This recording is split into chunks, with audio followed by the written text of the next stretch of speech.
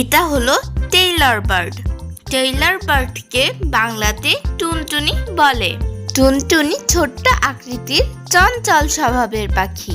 এরা পাতার প্রান্ত সেলাই করে ঘর বানানোর জন্য বিখ্যাত, তাই এদেরকে ইংরেজিতে টেইলর বার্ড বলা হয়।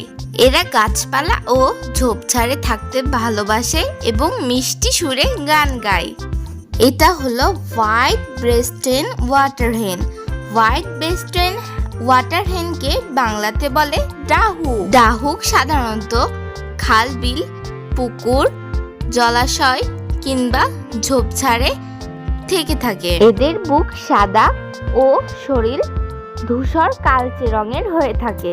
এরা হাঁটার সময় লেজ নাচাতে পছন্দ করে, আর এদের ডাক অনেকটা ডাহুক ডাহুক শব্দের মতনই হয়ে থাকে, তাই এদের নাম ডাহুক দেওয়া হয়েছে।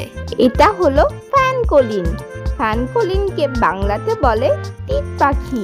টিট পাখি মাঝারি আকারের মাটিতে বসবাসকারী পাখি। এরা সাধারণত খাল, বিল, ঝোপঝাড় কিংবা কৃষিক্ষেতেও থাকে।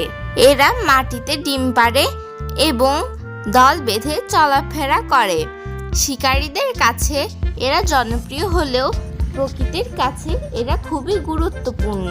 এটা হলো কোকাটু। কোকাটুকে বাংলাতে বলে কাকাতুয়া। কাকাতুয়া অস্ট্রেলিয়া ও আশেপাশের দ্বীপপুঞ্জের এক ধরনের টিয়া পাখি। এদের মাথায় বিশেষ ধরনের পালকের এক প্রকার ঝুঁটি থাকে, যা তারা খুশি বা ভয়ের সময় উঠিয়ে ফেলে। কাকাতুয়া খুবই বুদ্ধিমান, খেলাপ্রিয় ও মানুষের ভাষা নকল করতে পারা এক সক্ষম পাখি। এটা হলো শ্যালৌ। শ্যালৌকে বাংলাতে বলে আবাবিল।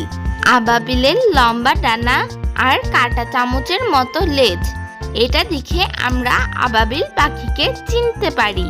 আবাবিল আকাশে উড়ে বেড়ানো এক চমৎকার পাখি। এরা দল বেঁধে ওড়ে এবং ছোট ছোট কীটপতঙ্গ খেয়ে বাঁচে। আবহাওয়ার পরিবর্তন বোঝাতেও এরা পরিচিত, কারণ বর্ষার আগে আকাশে ঝাঁক বেঁধে উড়ে বেড়াতে এদের দেখা যায়। হ্যালো বন্ধুরা, আশা করি তোমাদের এই ভিডিওটি খুব ভালো লেগেছে। এরকম আরও নতুন নতুন মজাদার ভিডিও পেতে আমাদের চ্যানেলটিকে সাবস্ক্রাইব করে দিও। বাই বাই বন্ধুরা।